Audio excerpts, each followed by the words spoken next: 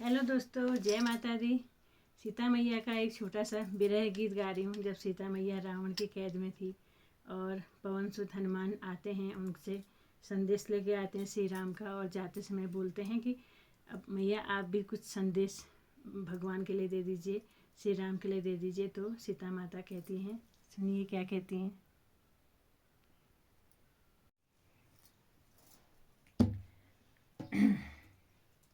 समुद्र